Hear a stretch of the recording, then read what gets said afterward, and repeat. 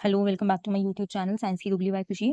आज इस वीडियो में हम न्यूट्रिशन इन अमीबा के बारे में पढ़ेंगे कि अमीबा किस तरीके से न्यूट्रिशन लेता है और उसके स्टेप्स को हम डिस्कस करेंगे। तो फर्स्ट ऑफ ऑल हम अमीबा के बारे में देखते हैं। बेसिकली अमीबा क्या है? अमीबा एक यूनिसेलुलर ऑर्गेनिज्म है। अमीबा छोटे-छोटे टाइनी प्लांट्स या एनिमल्स को खा के जिंदा रहता है। इसका जो मोड ऑफ न्यूट्रिशन है वो है होलोज़ोइक। तो बेसिकली होलोज़ोइक का मतलब क्या होता है? जो हमने टाइप ऑफ हेटेरोट्रॉफिक न्यूट्रिशन में पढ़ा था। होलोज़ोइक में हम कॉम्प्लेक्स फूड को नंबर ऑफ स्टेप्स में ब्रेक करते हैं। एक चीज़ यहाँ पर याद रखनी है कि the process of obtaining food by amoeba. Amoeba जिस प्रोसेस से फूड खाता है, उसको हम बोलते हैं फेगोसाइटोसिस। इसके बारे में आपसे 1 मार्क्स में पूछा जाता है कि एमसीक्यू में आपसे आ सकता है कि the process of obtaining food by amoeba is called तो फेगोसाइटोसिस। अब हम बेसिकली ये देखेंगे कि अमीबा के न्यूट्रिशन के स्टेप्स कौन-कौन से होते हैं। तो होलोज़ोइक मोड ऑफ न्यूट्रिशन जो भी होगा उसमें आपके पास बेसिकली 5 स्टेप्स रहेंगे। इंजेशन, डाइजेशन, एब्ज़ॉर्प्शन, एसिमिलेशन और इजेशन। तो हम फर्स्ट स्टेप से स्टार्ट करते हैं इंजेशन। तो इंजेशन का मतलब क्या होता है? इंजेशन का मतलब बेसिकली ये होता है माउथ तक खाना लेकर आना।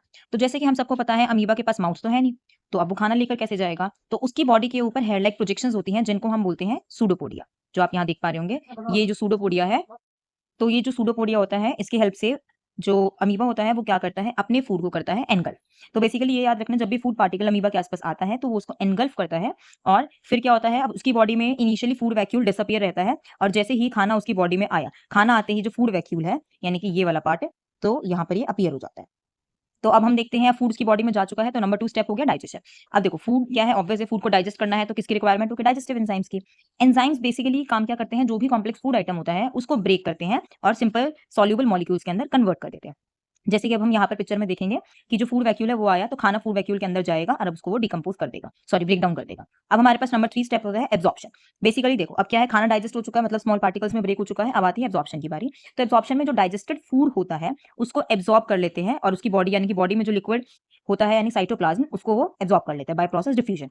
तो डिफ्यूजन का मतलब क्या होता है कि कोई भी चीज जब हाई कंसंट्रेशन पे होती है तो हाई से लो की तरफ मूव करती है। एक बार मैं आपको थ्योरेटिकल पार्ट समझा देती हूँ फिर हम डायग्राम से देखेंगे।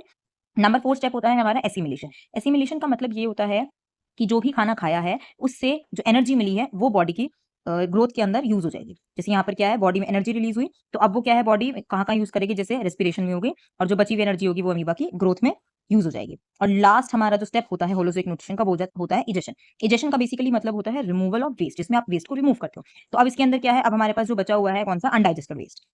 तो अनडाइजेस्टेड वेस्ट क्या करता है? अनडाइजेस्टेड वेस्ट जो है सेल मेम्ब्रेन सडनली रप्चर यानी कि जो उसकी सेल मेम्ब्रेन है सडनली रप्चर। रप्चर का मतलब होता है ब्रेक डाउन हो जाना। तो अब वो ब्रेक हो जाएगी और जो अनडाइजेस्टेड फूड है अमीबा की बॉडी से बाहर आ जाएगा। तो अगर अब हम इसको ये डायग्राम हम देखते हैं तो इसका मतलब क्या देखो सबसे फर्स्ट है इंजेशन।